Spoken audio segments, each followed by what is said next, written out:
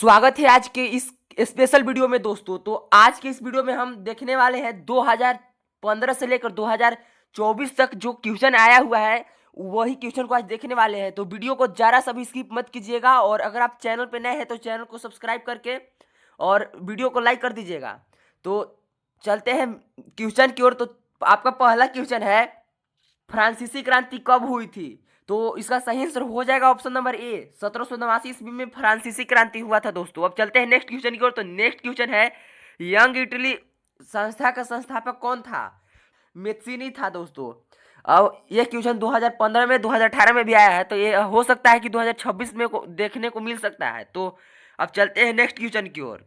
Next question है, Germany के एकीकरण में किसकी महत्वपूर्ण भूमिका थी? तो इसका सही आंसर हो जाएगा ऑप्शन नंबर बी, बिस्मार्क का भूमिका काफी थी दोस्तों। और मैं आपको बता दूं कि 5 नंबर के लिए एग्जाम में, यानी कि सामाजिक विज्ञान के एग्जाम में 5 नंबर के लिए यहाँ से क्वेश्चन आ सकता है कि जर्मनी का एकीकरण को संक्षेप में वर्णन करें। यह क्वेश्चन काफी इंपोर्टेंट होता है और अगर जर्मनी का एकीकरण नहीं आता है तो इटली का एकीकरण एकदम फिक्स आएगा दोस्तों, इतना विश्वास रखिएगा। और चलते हैं नेक्स्ट क्वेश्चन की ओर। तो नेक्स्ट क्वेश्चन है, जालियांवाला बाग हत्याकांड कब हुआ था? तो यह एग्जाम में, क्वेश्चन बैंक के एग्जाम में तीन बार पूछा जा चुका है, 2016, 2019 और 2024 में।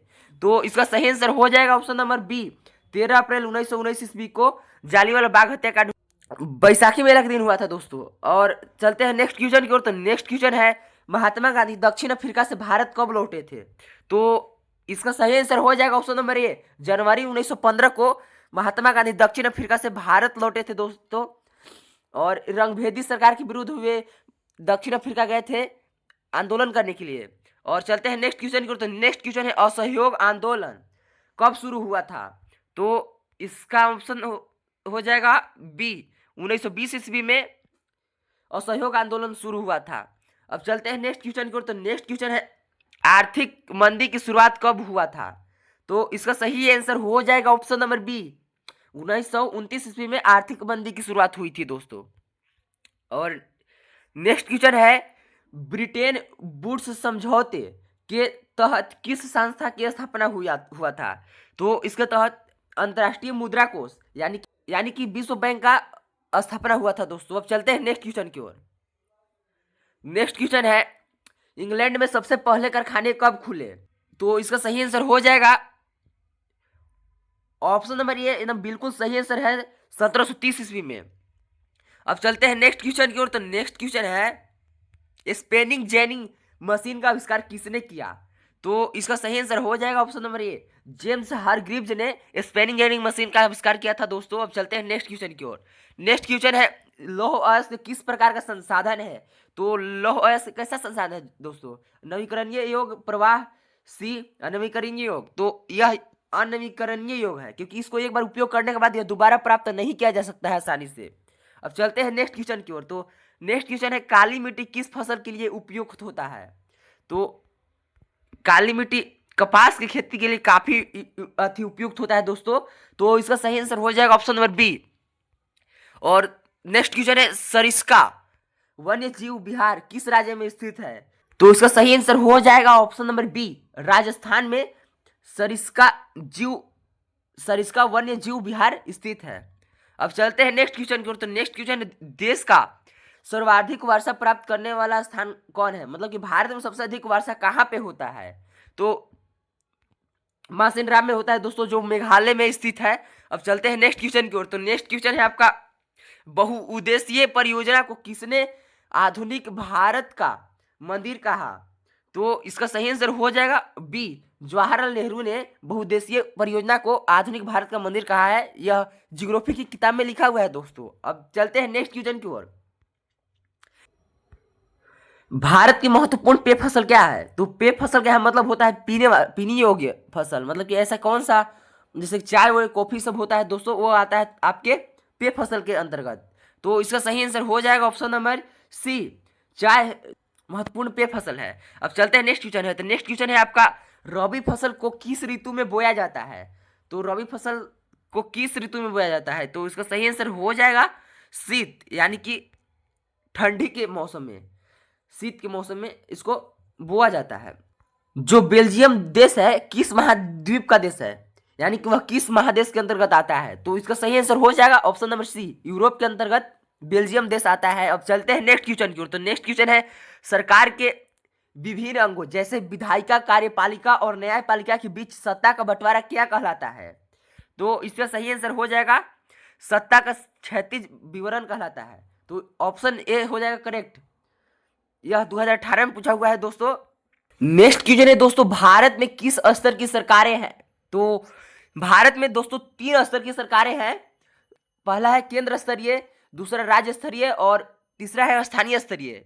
यानी कि केंद्र में जैसे कि प्रधानमंत्री सब केंद्र में होते हैं, और जो राज्य स्तरीय में जैसे कि मुख्यमंत्री, राज्यपाल, ये सब राज्य स्तरीय होते हैं, और जो आपके गांव या पंचायत या आपके जिले में जो विधायक होते हैं वो तीसरे स्तरीय के अंतर्गत आते हैं। हम चलते हैं नेक्स्ट क्वेश्चन की ओर।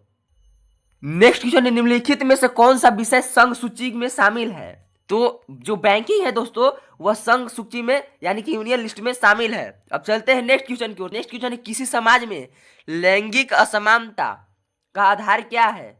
तो इसका सही आंसर हो जाएगा ऑप्शन नंबर बी, सामाजिक संरचना लैंगिक असमानता का आधार है।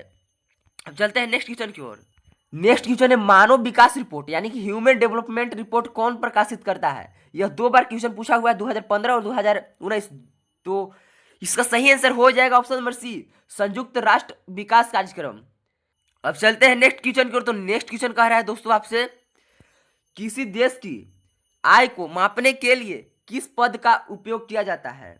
तो इसका सही आंसर हो जाएगा सी, प्रति व्यक्ति आय यानी कि पर कैपिटा इनकम।